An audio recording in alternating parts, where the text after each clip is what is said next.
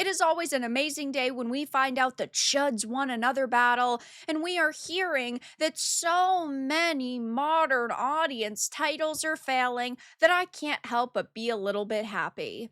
I have a few different things to show off, but before I get into the topic, if you enjoy the content I create, check out the links in the description, join the community in my live streams, and consider supporting through Patreon or YouTube memberships. Now, for years, activists have gotten their way. They have infected these companies, they have changed lore and source material and characters and modernized games, and then their titles come out, and they were initially doing pretty good just because people didn't understand that this was a larger trend that we needed to fight against. But now that people are aware of what is happening, people are pointing out the problems with new games, and people are rejecting them, it's not going so well for the lunatic lefties in the video game industry.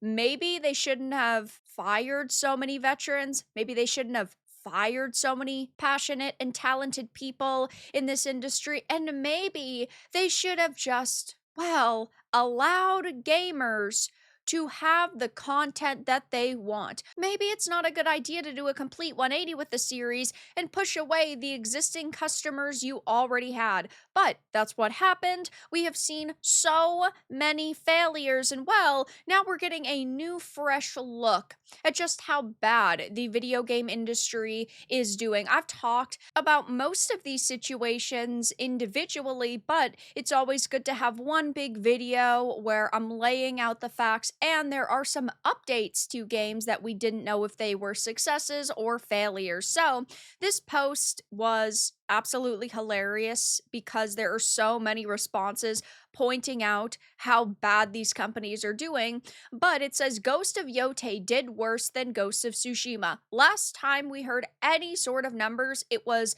behind Ghost of Tsushima by roughly 30% at that point in time. And yes, Ghost of Yotei had a pretty small budget compared to AAA games. Now it had a $60 million budget from what we heard, and it seems that they did make that money back. But every single company has internal goals, and you are never going to know what those are. It's like with Assassin's Creed Shadows. We believe that it flopped because the last time they released a statement about the numbers was 5 million players. It went on to Ubisoft Plus. We don't know how many sales that actually is. And when you look at the Steam charts, it looked pretty bad. And so, even if these games made their budget back and then some, we don't know if they wanted double, triple, quadruple what they put into it. Something like Borderlands 4 had made hundreds of millions of dollars and it wasn't deemed profitable. It didn't make enough money, and that's hilarious to me because it did still make money, it just wasn't enough. Metroid Prime 4 underperformed. Now, this is one of the new updates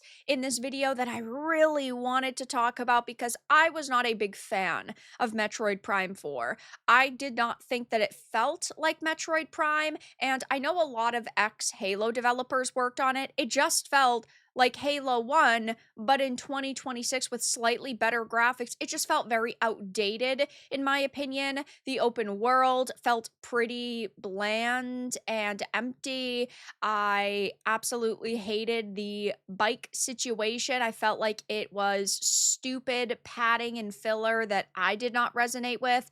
And then to top all of that off, you have things like the amiibo controversy, which didn't help. But apparently this game did so bad that it is not being mentioned because Metroid Prime 4 sales numbers were not mentioned in Nintendo's financial results, and that means that it failed to sell over 1 million units on either the Switch or the Switch 2, as Nintendo counts the software for each platform separately. Combined, it could be over 1 million sales, but hearing that they couldn't seemingly sell 1 million units on a single console is terrible for them. This was supposed to be a pretty big experience. It was supposed to be a pretty massive release they expected this, I'm sure, to sell a few million copies, even if it was on the weaker end of things. But this is in the freaking gutter, okay? Maybe you don't hire activists. I know it's shocking, but when you hire people like this, Megan Fosty, who wrote articles for the Mary Sue suggesting that Samus was a transgender woman, and then they tweeted their support for the idea and personal belief that Samus was a transgender. Yeah, this was always a massive red flag. Going back to the initial post, though, it also talks about Avowed and Outer Worlds 2, and I did a recent video on this. It will be linked down below. But apparently, these games both underperformed, which is hilarious because Obsidian decided to release 3 pretty big games in a year, which was a massive problem, but yet only one of them did good, and that was Grounded 2, and that's in early access. And those numbers have already fallen off of a cliff. But when you look at Avowed and Outer Worlds 2, they just didn't appeal to anybody. It was modern audience slop all around, and Avowed wasn't the wokest game I've ever played. It was just very boring and very mid, below mid even. And the Outer Worlds 2 did not seem to resonate really with anybody. The DEI squad was made fun of initially. You also had the official Xbox UK account going, me replying to my haters, which, by the way, this post of theirs got 1.5k likes. I had posted me replying to my haters with Obsidian's latest RPGs didn't sell well, and it has 3.5. So yes, I did ratio the official Xbox UK account with 1 million followers. I thought that was freaking hilarious, but of course they're going to be silent on it now, though both of these games did not do good. If you take a look at the Steam charts, all-time peak for Avowed was 19,198. In-game right now is 378. Outer Worlds 2, 18,251 all-time peak, 659 players in-game right now. And then you have the Xbox numbers being in the shitter.